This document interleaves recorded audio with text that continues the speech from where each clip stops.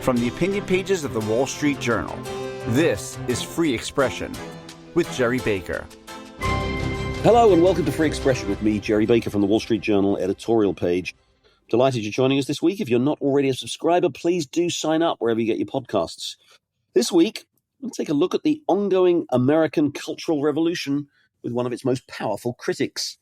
Now, it's not an exaggeration to say that for the last decade or so, the United States and some other Western countries have been in the steadily tightening grip of a rising and revolutionary ideology. Call it what you will, progressive, woke, postmodern, successor ideology. But it is without doubt upending and indeed dismantling the values and principles upon which this country was founded. At its core is the idea that American civilization as we've known it is fundamentally illegitimate, the product of race, gender, and sexuality-based oppression by white men, principally, that shaped all aspects of the nation's culture, economy, and politics. It calls for a total overhaul of American institutions and society to ensure so-called equity of outcomes. As I wrote this week in my journal column, this ideology disowns America's genius, denounces its success, disdains merit, elevates victimhood, embraces societal self-loathing, and enforces it all in a web of exclusionary and authoritarian rules, large and small. So how did we succumb to this revolution? How much further can it go? And what can be done to resist it? Well, to talk about this, I'm delighted to be joined this week by one of the most forceful critics of this rising ideology, Heather MacDonald. Heather's a leading conservative commentator, among the most thoughtful analysts of the various pathologies of modern American life. She's developed a particular expertise in crime and urban affairs, but she writes widely about social and political matters. She's a fellow of the Manhattan Institute and a contributing editor to the Institute's City Journal. She's widely published, and she has a brand new book out this week called Race Trumps Merit: How the Pursuit of Equity Sacrifices Excellence, Destroys Beauty, and Threatens Lives. And Heather MacDonald joins me now. Heather, thanks very much indeed for joining Free Expression. Gerry, it's an honor to be with you. Thank you. Congratulations on the book. And let's start with defining the terms of this cultural revolution that you talk a lot about in the book, that you and I have discussed in the past, and it occupies our minds. So let's start by defining the terms. And I think what's really helpful in terms of your book says how the pursuit of equity sacrifices excellence, destroys beauty, and threatens lives. Let's talk about that concept of equity. Explain, if you would, for us, what it means, how it differs from ideas of equality, and what it amounts to in practice. Well, equity is the expectation that every institution should have an exact racial proportion in it that matches the population at large. And it holds that the only allowable explanation for that lack of racial proportionality is racism. So, for instance, Gerry, if Google's tech workforce of computer scientists and engineers is not 13% Black, which is the population at large in the U.S. is 13% Black, the only allowable explanation is that Google is discriminating against qualified Black computer scientists or engineers. Or if a cancer research lab is not 13% Black oncologists, the only allowable explanation for that underrepresentation of Blacks is racism. And so we have decided that in order to engineer this racial proportionality, we will get rid of whatever meritocratic standards stand in the way of that equitable outcome. But the fact of the matter is that what is not allowed to be said is that it is not racism that explains that lack of racial proportionality. Our standards are not racist. Our standards are not the problem. There are large academic skills gaps, which mean that you can either have meritocracy or you can have diversity or equity. You cannot have both. And you point out in the book exactly to this point that so when, as you say, certain racial minorities are underrepresented in whether it's professions or academic positions or whatever else it is, the standards then under the sort of new rules by which we operate, the standards have to be changed. So we have to get rid of standardized testing. We have to get rid of minimal educational or professional criteria in order for people to have these jobs. As you say, it's the dismantling of the very idea of merit, isn't it? It's profoundly nihilistic. The gatekeepers of our most esteemed and cherished institutions have declared a war on excellence. They have to assert that there is, in fact, no objective difference in skills. And that is preposterous because they have double standards. At the same time that they are tearing down meritocratic standards on behalf of so-called underrepresented minorities or people of color, which is basically Blacks and Hispanics, they are holding whites and Asians to, and especially Asians, to ever increasing demands. So they're calculating Asians' SATs or LSATs or medical school admissions test scores to the 0.00001%. I mean, you can't even put in enough zeros there because they actually know that when it comes to whites and Asians, these standards do matter. Now, Gerry, if I can just put in a disclaimer here, because I know that for many people, it is extremely uncomfortable to be talking about these racial skills gaps. That, white Americans are of such goodwill, they turn their eyes away. I'm talking about group averages. I'm not talking about any given individual. There are thousands of individuals in these groups that are outperforming the groups with higher group averages. So there's thousands of Blacks who are outperforming whites and Asians. You can't know anything about any given individual, but we have to be talking about these group averages because the discourse of anti-racism deals with group averages and group outcomes. And so if we want to fight back and preserve Western civilization, sorry, we have to swallow hard and talk about the data. Just to be abundantly clear, we're not either talking here, and you're not talking in your book, about innate differences in ability. And there are sort of racialized theories of educational academic ability. There are very controversial theories around that. You're not talking about that. You're saying that it is a fact that, as we can see, whether we're talking about things like educational scores, academic scores, whether we're talking about the incidence of crime, it just is a statistical fact that certain minorities, African Americans in particular, as you say, on average, perform less well on academic scores than whites and Asians in particular, and are more represented, if you like, in levels of crime. And you talk about this a little bit in the book too. That, again, just to be clear, this is not because of some innate characteristics. There are deeper, if you like, sort of deeper societal and social reasons that probably explain some of these things. I mean, maybe you can talk a little bit about that. Well, I would not say societal. I would say cultural. At this point, I do not blame society. I will say with utter lack of any kind of restraint or apology that America's history was appalling. It was appallingly hypocritical. Whites' treatments of Blacks for decades was heartbreakingly, gratuitously cruel, nasty, mean-spirited. That lasted into the 1950s. The behavior of Southerners in the 1950s is simply stunning to behold. We are not that country any longer, Gerry. We can acknowledge both that we were in grotesque violation of our ideals and that we have done a 180-degree turn. Right now, the reality of our world is frankly Black privilege, not white privilege. I don't know of a single Black high school student applying to college who would even think of listing his race as white because he thinks that would give him an advantage. But if I were a heterosexual white male and I thought I could get away with it, I would be sorely tempted to put my race down as Black because that would give me an enormous advantage in getting admitted. But I would say that the problems today are not societal. We are not systemically racist. We are not discriminating against Blacks. The problem is cultural. In the family, in the Black inner city family now, you have an ethic that says that to exert academic effort is to act white.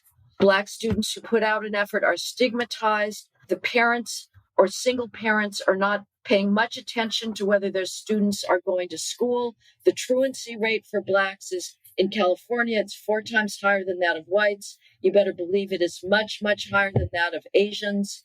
I have observed inner city schools. The students in those classrooms are not paying attention to their teachers.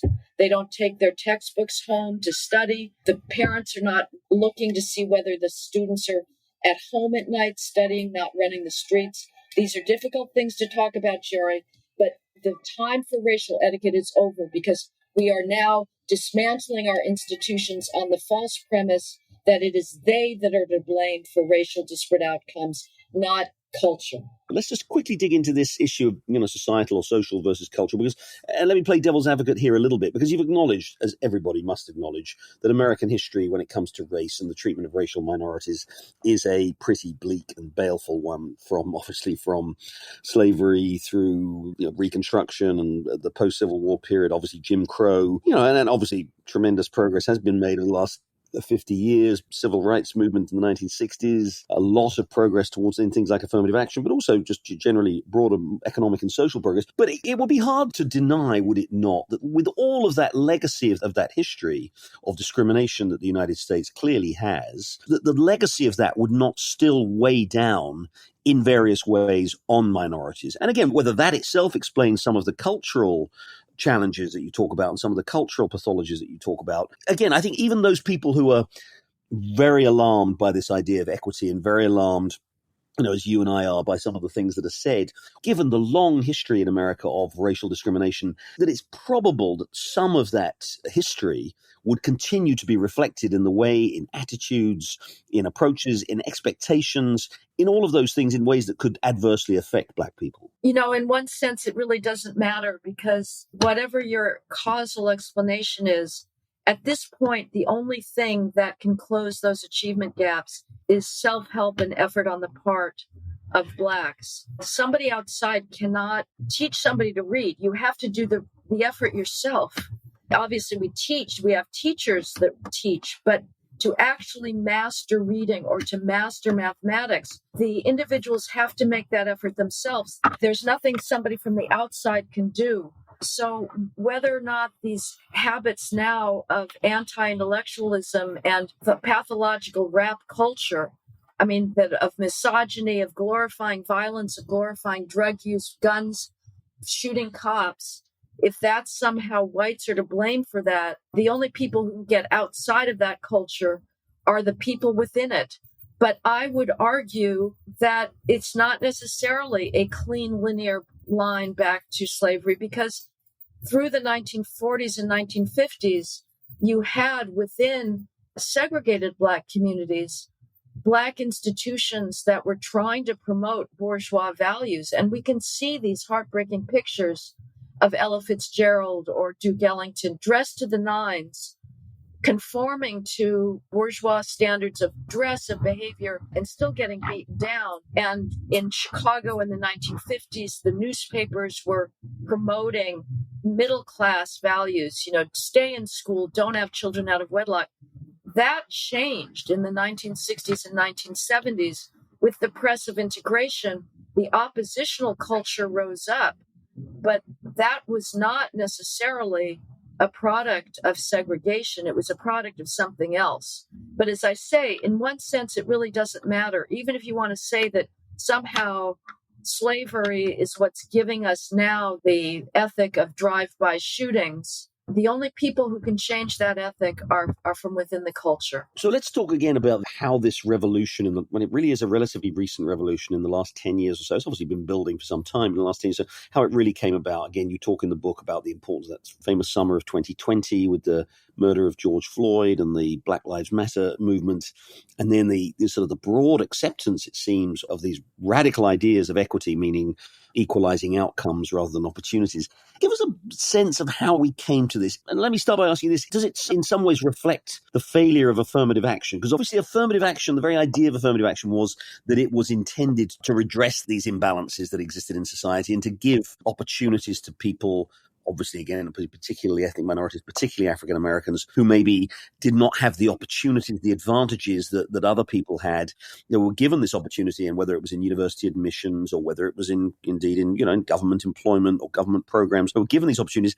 And yet somehow, as you've described it, it hasn't resulted in significantly improving academic performance by African Americans. It hasn't really significantly resulted in changing fundamentally kind of economic imbalances. How did we get, if you like, then from affirmative action to this idea of equity? Well, I think that's an astute comment, Gerry. I would make just one correction. I prefer the term racial preferences, because there's some people out there who are still so naive that when they hear affirmative action, and I don't think you're one of them because you did talk about preferences, they think that all it means is doing outreach, and making sure that you're advertising for a job in Black newspapers or Black media and being as broad as possible in trying to find people to apply for a job. That is not what it ever meant. From the very start, it was about double standards and preferences. And it was absolutely foreseeable that the racial preferences, the double standards would not work. But we now have the empirical data to explain why. When you admit people with double standards, you create something that is known in the literature as mismatch. And let's take this out of the race issue, Gerry. If MIT admitted me because it wanted to have sex diversity or gender diversity, and it had sex preferences, and I had 600 on my math SATs on an 800-point scale, and my peers who were admitted without sex preferences had 800s on their math SATs, I would probably flunk freshman calculus, and I would struggle throughout. I would not catch up. But the diversity bureaucracy would be ready to hand to tell me that I was the victim of misogyny and rape culture and a sexist world against me. The same thing happens with Blacks who are admitted under racial preferences, which is basically at every selective school today. They are admitted into an academic environment for which they're not competitive. That's not to say that they would not be competitive in many other academic environments, but they are routinely catapulted into academic environments where they have lower average accomplishments and skill levels, and they struggle. It's perfectly predictable. It's in one sense not their fault. They are being given a handicap in being catapulted into these environments where everybody else has a standard deviation higher academic skill level as measured by the SATs. They don't catch up. In fact, one of the excuses that is made for racial preferences as well, the SATs are biased. If the SATs were biased, here's what would happen. Blacks would outperform their SAT scores when admitted. In fact, they underperform their SAT scores. They do not catch up. So yes, racial preferences have not closed the academic skills gap. If anything, they exacerbate it. Here's what we know about law school admissions, Gerry. Again, law schools employ massive racial preferences. What happens after their first year of law school? Law school first year exams are all colorblind. The students write their blue books. The teacher has no idea who has written those blue books. The Black students on a national sample of tens of thousands of grades, 51% of Black law students end up at the bottom 10% of their law school classes. 2/3 of Black law students after their first year end up at the bottom 20% of their law school classes.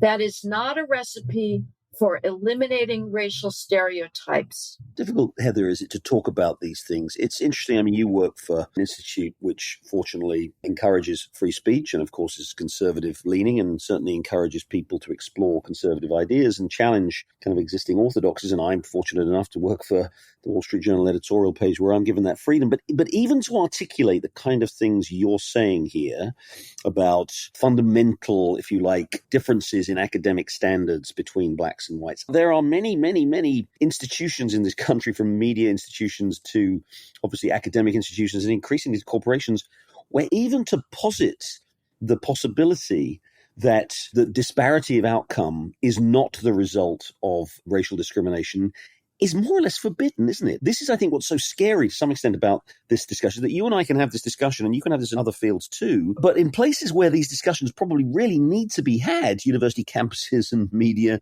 newsrooms and corporate boardrooms and elsewhere, it's hard, if not impossible, to have this conversation. Gerry, you are absolutely right. As a practical matter right now, facts are now racist. You may not utter these terms. It is quite incredible. We are simply giving the facts, and that is racist. And that's not just in left-wing organizations. It's true in conservative organizations as well. But here's the next step in this, Gerry. At some point, we're not going to get access to those facts. This is my analysis for why massive college systems like the University of California have not just made the SATs optional, they have prohibited them from being submitted at all. This is otherwise a puzzling phenomenon, because you would think given that schools already what's known as race norm, this is a term that came about in the 1990s when we were observing that meritocratic institutions simply had two set of standards for objective tests. They would have one curve for Blacks and Hispanics on the one hand, and another curve for whites and Asians, and a SAT score that would be automatically disqualifying if presented by a white and Asian would be an automatic admit score for Blacks and Hispanics. In other words, the curves were normed according to racial group. Why wouldn't the University of California want to continue that practice? Because it gives them information in both groups. You want to know who's the top. So why are they prohibiting them? Because they want to put the College Board out of existence. The College Board, with its objective, colorblind, neutral tests, provide us with data that allows us to fight back against the racism charge and say that, no, the problem is the skills gaps. And in policing, we're going to see this as well. It gets harder and harder to get your hands on data that gives evidence of the massive crime gap. And so at some point, not only is it going to be taboo to bring up these facts, it will be impossible to bring up these facts. And, it's also the case, isn't it? And some prominent Black commentators have pointed this out too, that this claim that any disparity of outcome, particularly in academic scores, is somehow a reflection of racist educational systems or testing systems. This itself kind of patronizes and infantilizes Blacks. The idea that math is, this is now quite common. You hear that math is racist, that the teaching of history is fundamentally racist, and that the reason that Black scores on average, again, let's make sure we stress the average here, that on average Blacks score lower on these is somehow because they're somehow incapable under the system they have, because the system is so racist, of achieving that. That itself is incredibly patronizing. First of all, as you say, we're talking about averages. Lots of Black students do manage to score extremely well and do exceptionally well academically. So this idea that somehow it actually patronizes so many African Americans by essentially saying to them, actually, you know what, you're not capable of understanding math or calculus or physics in the way that other people are. It's infantilizing, isn't it? Gerry, I could not agree more. I'm going to confess something and expose myself to the usual accusations here, but I do get weary of the demand lower standards on our behalf. How about you meet the standards? How about you put out the effort to meet the standards? But that is the universal cry, not universal, excuse me, I correct myself. As you say, there are Black leaders who are making the argument of effort, of meeting standards, of excelling, of beating everybody else at their own game. But there are way too many Black leaders that is the race hustle, that are saying lower standards on our behalf. And that should be embarrassing. When Jews were discriminated against and kept out of the Ivy League and kept out of banks and kept out of country clubs, here's what they did. They said, okay, we'll both create our own institutions and we will become so good that if you want to compete, if you want a competitive edge, you will have to hire us. And the people who don't hire us because they are so benighted and so anti-Semitic that they would rather preserve their WASP purity than have like the most capable quant in their investment firm, they will suffer the consequences. Let the market take care of this. But there needs to be, Gerry, a sea change in the way that many Black leaders leverage power. Right now, the race hustle is prevalent, and guilty whites capitulate to the phony charge that they're racist, and that the most preposterous charge is that what puts Black lives at risk is whites. Excuse me, Blacks die of gun homicide between the ages of 10 and 24 at 25 times the rate of whites. The people who are killing those Black gun homicide victims are not white. They're not the police. It's other Blacks.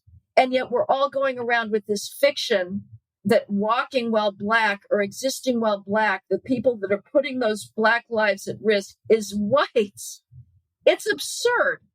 So how about you meet the standards? And we've seen the tragic irony of that, haven't we, in the light of the Black Lives Matter protests a few years ago, and the kind of retreat of police forces, the defund the police movement, the retreat of police forces from a lot of frontline policing. And of course, what's happened? It's resulted in a big increase in murders in many major cities like Chicago, New York, Portland, Seattle, Los Angeles, San Francisco, elsewhere, and who have been the principal victims of that, almost exclusively the victims of that, black people. So the idea that this is somehow a problem that is somehow entirely created by white people. I mean, the irony again with Black Lives Matter is, of course, a lot of those activists who did a lot of that were themselves white. But I just want to move on quickly to the implications of this new ideology, this sort of practical ideology. And I think the subtitle of your book captures it very, very well. You say the pursuit of equity sacrifices excellence, destroys beauty, and threatens lives. We've talked about sacrificing excellence. Just tell us briefly, if you would, why you say it destroys beauty. Well, we have the leaders of our greatest art institutions, whether it's art museums, classical music, theater,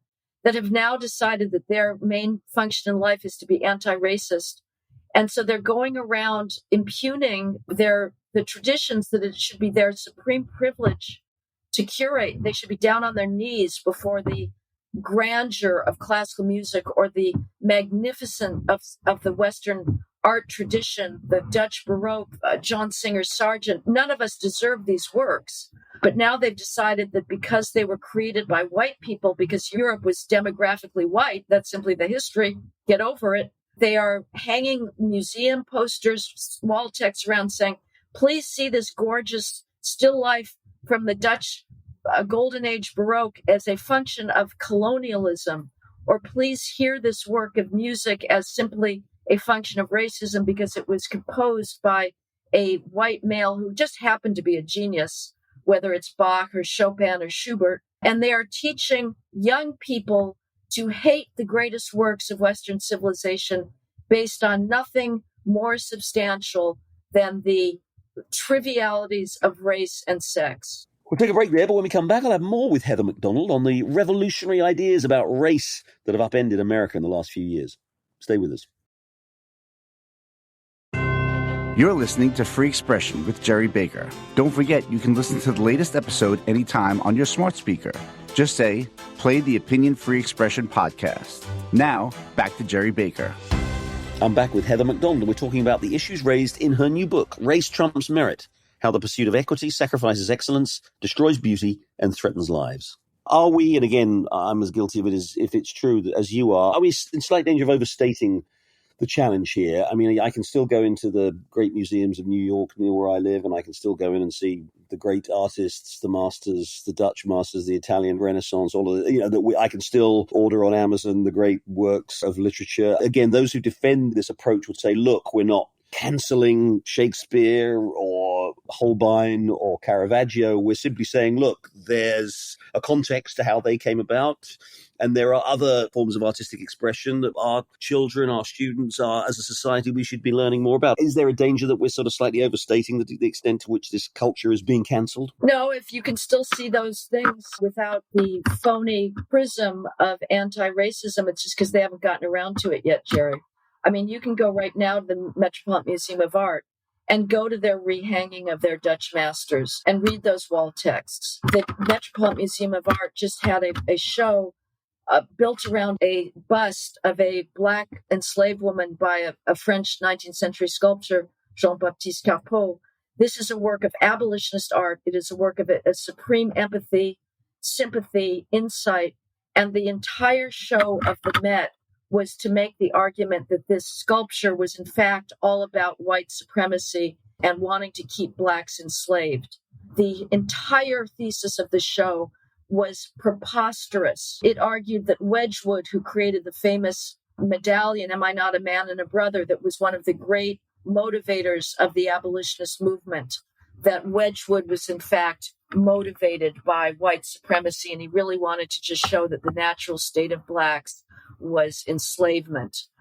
These are perverse theses, and you can go to the Rijksmuseum in Amsterdam and you can read their wall text for Rembrandt's The Night Watchman. Go to the Art Institute of Chicago, where they eliminated their entire docent program because the docents were white. They haven't gotten around to everything yet, but they will if we allow them to. Yeah, I must say you wrote an excellent piece on that exhibition, that Met exhibition. I think it was in City Journal, wasn't it, a few weeks ago, which I found particularly powerful. And I fear you're right that you say this is an ongoing process. And I think the particular problem is, again, it's fine to have a view. I agree with you completely. A false view. It's wrong to interpret that work of art in that way. But the problem is that it's the way in which that view is being imposed used as the orthodoxy, and that it is becoming increasingly difficult to challenge that orthodoxy, isn't it? Or to express any opinion that diverges from that orthodoxy. People in arts museums that do not subscribe to the orthodoxy are terrified. They're all being canceled. They're being thrown out.